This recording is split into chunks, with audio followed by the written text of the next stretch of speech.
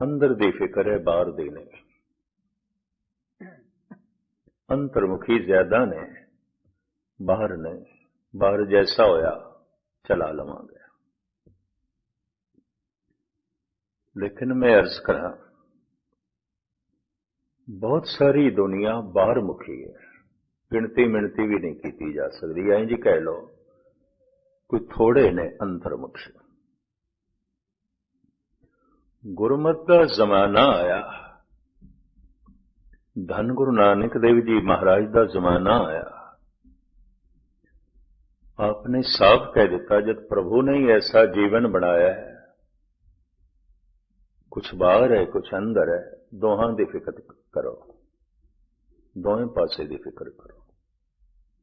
तन भी उसका दिता होया है, मन भी उसका दिता होया है, चेतना उसे दी दिती हुई है। बाहर की भी फिक्र करो, अंदर की भी फिक्र करो। किरत ते कीर्ति दोहां ते गुरु नानक ने जोर दिता। तू किरत कर ताकि तन की परवरिश चलती रहे, तू कीर्ति कर ताकि तेनू परम आनंद की प्राप्ति होवे, प्रभु की प्राप्ति होवे। तू किसी वक्त बाहर मुखी हो जा, फिर अंतर्मुखी हो जा। जैसे श्वास बाहर जाता है अंदर जाता है। लेकिन गुरमत का भी यह संदेश, गुरु नानक देव जी की यह गल कोई बहुत समझ दे च नहीं आई। किसी अवतारी पुरुष की गल नूं पूर्ण तौर पर समझना अज भी कठिन है, अज भी कठिन है। तो मैं अर्ज करा, कुछ ऐसे लोग ने जो जीवन भर बाहर मुखी रहंदे ने, अंदर की फिक्र नहीं करते। हुण विद्वान इंज कहते हैं, बाहर की यात्रा हंकार की यात्रा है। अगर ये अंदर नहीं मुड़दा पिया तो बाहर की सारी यात्रा हंकार की यात्रा है, अंदर की यात्रा निरंकार की यात्रा है।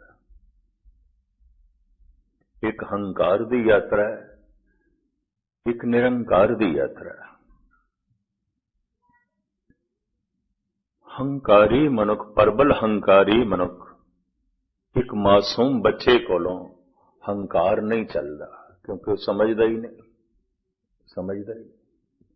एक मासूम 2-3 साल के बच्चे दे सामने मनुख अपने हंकार नूं प्रगट नहीं कर सकता, चलता ही नहीं, वो समझदा ही नहीं। पर एक शक्तिशाली है, ताकतवर है, ਉਹਦੇ सामने भी हंकार नहीं चलता, उत्थे नहीं चलता। एक मासूम बच्चा हंकार नूं समझदा नहीं, एक शक्तिशाली हंकार नूं समझदा है पर उत्थे चलदा नहीं। इस वास्ते अक्सर हंकारी मनुख अपने तो छोटियां नूं लभेगा, छोटियां नूं, उत्थे ही उसकी तृप्ति आउंदी है। या वध तो वध दूसरियां नूं छोटा मन्नेगा, मन्नेगा, हर पक्ष तो छोटा समझेगा, मन्नेगा। उदी हंकार की तृप्ति इसे थी। बाहर की यात्रा हंकार की यात्रा है। मैं एक दफा फिर अर्ज करा, मनुख दियां लोड़ां कोई बहुत ज्यादा नहीं ने, मनुख दा हंकार बहुत बड़ा प्रबल है। मनुख बहुत कुछ अपने हंकार की खातर करता है। कभी बगौर मुताला कर लेना। शेख सादी साहब कहते हैं, मेरिया भी अखां ने, संसार दियां भी अखां ने, 90% काम ते मैं लोकां दी अखां वास्ते करदा, अपनी अखां वास्ते ना। किवें मैं लोकां दी नज़रां तो उच्चा उठ जावां ते लोकी सिर उच्चा करके मैनू वेखण। हंकार ये चाहता है 9 खंड पृथ्वी दे च मैं जाणिया जावां। महाराज कहंदे 9 खंडां विच जाणिए नाल चले सब कोय। सिर्फ एक शहर दे लोकी ही मैनू ना मनन, सिर्फ एक मुल्क दे लोकी ही मैनू ना जाणदे होण, सारा संसार जाणदा होवे ते सारा संसार झुके भी। हंकार दी ये मंग है। ये गल वखरी है, हंकार कदी तृप्त नहीं हो सकता। सदा हमेशा कोई ना कोई उस तो अगे होवेगा। जे ये धन दे च अगे होवेगा तो कोई सेहत दे तंदुरुस्ती च अगे होवेगा, ते जे तंदुरुस्ती दे च अगे है कि कला दे च ज्ञान दे च पिछे होवेगा, कोई इस तो अगे होवेगा। ते जे ये कला ते ज्ञान दे च अगे ते कोई सुआपण दे च इस तो अगे होवेगा, सुंदरता दे च इस तो अगे होवेगा। किसी न किसी पख दे च हर मनुख दे कोलों कोई ना कोई अगे होवेगा। मनुख हर पहलू दे च अगे नहीं हो सकता। अज तक कोई इस तरह का मनुख होया ही नहीं जो हर पहलू दे च अगे होवे। ये भी मैं अर्ज कर दूं, किसी न किसी च पछड़िया होया होवेगा। कला दे च अगे होवेगा, सरीरक बल दे च पछड़िया होया होवेगा, तंदुरुस्ती दे च पछड़िया होवेगा, सुपन दे च पछड़िया होवेगा, ताकत बाहुबल राजनीति दे च या धन संपदा दे च पछड़िया होया होवेगा। हर पख दे च मनुख अगे नहीं होंदा। हंकार हर पख दे च अगे होना चाहता है। बड़ी चोट लगदी उसनों जद किसी पहलू च उस नालों कोई अगे होवे। हंकारी दुखी हो जाता है, बहुत दुखी हो जाता है। मैं एक दफा फिर अर्ज करा, छोटे मासूम बच्चे के सामने मनुख का हंकार नहीं चलता, क्योंकि समझदा ही नहीं हंकार के अंदर। समर्थ शक्तिशाली के सामने भी हंकार नहीं चलता, क्योंकि मनदा नहीं, उत्थे हंकार चलता नहीं। इस वास्ते हंकारी अक्सर अपने ते छोटियां नूं लभेगा या दूसरियां नूं छोटा समझेगा।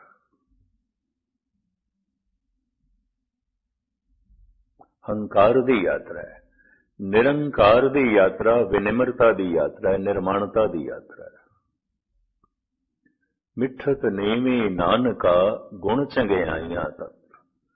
विनिम्रता सारे गुणां दा निचोड़ है, गुरु नानक इंज कहंदे। जिवें तिल ने ते फिर तिलां दा तेल है, बदाम ने ते फिर बदामां दा रोगन है, सारे गुण ने ते फिर गुणां दा तत्त है कि विनिम्रता, निर्माणता। मिठत नीवी नानका गुण चंगियाइयां तक। एक आलम इंज कहंदा है, जुबान खोलेंगे मुझ पर बद जुबान क्या बदशुआरी से, कि मैंने खाक भर दी है उनके मुंह में खाक सारी से। मैं ते सारियां दी खाकसार हो गया, पैरां दी खाक हो गया, हुण होर मैनू की पछाड़ोगे? मैं ते खुद ही पछड़िया आ, मैं ते सब दे पैरां दी खाक। दी सावत है बहुत बेहाला, गुरु अर्जन देव जी महाराज। सगल चरण की एहो मन राला। हे प्रभु मैं ते सारियां दे चरनां दी खाक, सारियां दे चरनां दी धो। धन गुरु नानक देव जी महाराज का एक वाक शब्द है तिलंग राग दा, पर है परशियन विच सारा। अखीरलियां पंक्तियां सतगुरु थे कहंदे ने, बदबख्त हम चों बखील गाफल, बेनजर बेबाक। हे प्रभु मैं कोई चंगी किस्मत लेके नहीं आया, मेरी प्रारब्ध चंगी नहीं है। क्यों? तू नहीं मिले। किया होया जो बहुत कुछ मिले, तू नहीं मिले। बद वक्त हम चों बखील, चुगलखोर भी हां, निंदा भी करदा। ਹੰਕਾਰੀ ਮਨੁੱਖ ਨੂੰ ਨਿੰਦਾ ਦੇ ਚ ਰਸ ਮਿਲਦਾ ਹੈ। ਜਿਹਨੂੰ ਉਂਝ ਛੋਟਾ ਨਹੀਂ ਕਰ ਸਕਦਾ, ਨਿੰਦਾ ਨਾਲ ਛੋਟਾ ਕਰਨ ਦੀ ਕੋਸ਼ਿਸ਼ ਕਰਦਾ ਹੈ। ਨਿੰਦਾ ਕੀ ਆਉਂਦੀ ਹੈ? ਗੱਲ ਨੂੰ ਘਟਾ ਕੇ ਬਿਆਨ ਕਰਨਾ। ਖੁਸ਼ਾਮਦ ਕੀ ਹੈ? ਗੱਲ ਨੂੰ ਵਧਾ ਕੇ ਬਿਆਨ ਕਰਨਾ। ਦੋਵੇਂ ਝੂਠ ਨੇ। ਦੋਹਾਂ ਨਾਲ ਮਨ ਮੈਲਾ ਹੁੰਦਾ ਹੈ, ਦੋਹਾਂ ਨਾਲ ਮਨੁੱਖ ਪਰਮਾਤਮਾ ਤੋਂ ਦੂਰ ਹੁੰਦਾ ਹੈ। ਇਸ ਵਾਸਤੇ ਗੁਰੂ ਤੇਗ ਬਹਾਦਰ ਸਾਹਿਬ ਜੀ ਮਹਾਰਾਜ ਰੋਕਦੇ ਨੇ, ਉਸਤਤ ਨਿੰਦਾ ਦੋ ਤਿਆਗੇ, ਖੋਜੇ ਪਦ ਨਿਰਬਾਨਾ, ਪਰ ਜਨ ਨਾਨਕ ਏਉ ਖੇਲ ਕਠਨ ਹੈ, ਕਿਨਹੂ ਗੁਰਮੁਖ ਜਾਣਾ। ਔਖੀ ਖੇਡ ਹੈ ਕਿ ਮਨੁੱਖ ਨਿੰਦਾ ਵੀ ਨਾ ਕਰੇ ਤੇ ਉਪਮਾ ਵੀ ਨਾ ਕਰੇ। ਜਾਂ ਮਨੁੱਖ ਘਟਾ ਕੇ ਗੱਲ ਕਰਦਾ ਹੈ ਜਾਂ ਵਧਾ ਕੇ ਕਰਦਾ ਹੈ। ਅਕਸਰ ਵੈਰੀ ਦੀ ਗੱਲ ਮਨੁੱਖ ਘਟਾ ਕੇ ਕਰਦਾ ਹੈ। ਅੰਦਰ ਈਰਖਾ ਹੈ, ਜਲਨ ਹੈ ਤੇ ਮਨੁੱਖ ਘਟਾ ਕੇ ਗੱਲ ਕਰਦਾ ਹੈ, ਨਿੰਦਾ ਕਰਦਾ ਹੈ। ਅੰਦਰ ਕੋਈ ਲਾਲਸਾ ਤੇ ਲੋਭ ਹੈ ਤਾਂ ਮਨੁੱਖ ਖੁਸ਼ਾਮਦ ਕਰਦਾ ਹੈ, ਵਧਾ ਕੇ ਗੱਲ ਕਰਦਾ ਹੈ।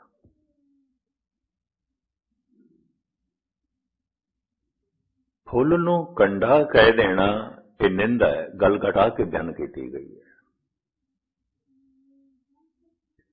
ਪਰ ਕੰਡੇ ਨੂੰ ਫੁੱਲ ਕਹਿ ਦੇਣਾ ਇਹ ਖੁਸ਼ਾਮਦ ਹੈ, ਗੱਲ ਵਧਾ ਕੇ ਬਿਆਨ ਕੀਤੀ ਗਈ ਹੈ। ਇਹਨਾਂ ਦੋਹਾਂ ਨਾਲ ਮਨ ਮੈਲਾ ਹੁੰਦਾ ਹੈ। ਫੁੱਲ ਨੂੰ ਭਾਵੇਂ ਕੰਡਾ ਕਹੀਏ, ਭਾਵੇਂ ਕੰਡੇ ਨੂੰ ਫੁੱਲ ਕਹਿ ਦਈਏ। ਮੈਂ ਕਈ ਦਫਾ ਹੈਰਾਨ ਹੁੰਦਾ, ਧੰਨ ਗੁਰੂ ਗੋਬਿੰਦ ਸਿੰਘ ਜੀ ਮਹਾਰਾਜ ਨੇ ਇਸ ਤਰ੍ਹਾਂ ਦੇ ਪੁਰਸ਼ ਨਿਰਪਕਸ਼ ਹੁੰਦੇ ਨੇ, ਪਕਸ਼ਪਾਤੀ ਨਹੀਂ ਆਉਂਦੇ। ਭਾਈ ਗੁਰਦਾਸ ਜੀ ਨੇ ਇੱਕ ਲੰਬੀ ਚੌੜੀ ਪੌੜੀ ਵਿੱਚ ਇੱਕ ਵਾਰਤਾ ਲਿਖੀ, ਉਹਦਾ ਵੀ ਸੂਖਸ਼ਮ ਜਿਹਾ ਰੂਪ ਮੈਂ ਤੁਹਾਡੇ ਸਾਹਮਣੇ ਰੱਖਦਾ ਹਾਂ। ਦੁਰਯੋਧਨ श्री कृष्ण जी दे पास गए, कहने लगे भगवान जितने तुसी सखा अर्जन दे हो मेरे भी हो, जितना संबंध थोड़ा उन्हां नाल है मेरे नाल भी है, साडी मदद करो तुसी। मैं थोड़े कोल आया फरियाद लेके। इस कथा नूं भाई गुरदास जी ने अपने ढंग नाल बयान कीता है। श्री कृष्ण ने कहा एक मैं हाँ एक मेरी फौज है, तू दोहां दे च एक नूं चुन सकदा है, या मेरी फौज ले ले तेरे पक्ष दे च लड़ेगी, या तू मैनू ले ले मैं तेरे पक्ष च खड़ा हो जावांगा। राजनैतिक बंदा सी दुर्योधन, धार्मिक तो है नहीं सी, संसारी बाहरमुखी मनुख सी, बाहरमुख जिसका सब कुछ बाहर है, अंदर कुछ भी नहीं है।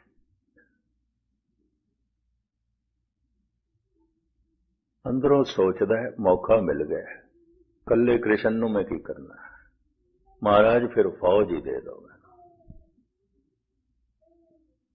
कृष्ण ने कहा ठीक, मेरी फौज तेरे पक्ष विच खड़ी होगी। अर्जन आया, चरना ते मत्था टेकिया। श्री कृष्ण कहने ने तू देरी नाल आया। दुर्योधन ने मंग की सी ते मैं कह दिता सी या मेरी फौज ले ले या मैनू। फौज ते उसने मंग लई है, सिपाही ते उसने मंग, सेना ते उसने मंग लई है, हुण ते मैं ही हां कल्ला। अर्जन हाथ जोड़ के कहंदा भगवान जे ये अवसर मैनू पहले मिलदा मंगण दा ते मैं उदों भी तुहानू ही मंगना सी, तुहाडी सेना नू नहीं मंगना सी। तुसी मेरे पक्ष दे च खड़े हो गए तो फिर हार भी तुहाडी जित भी तुहाडी, अपना तो कुछ भी नहीं, निश्चिंत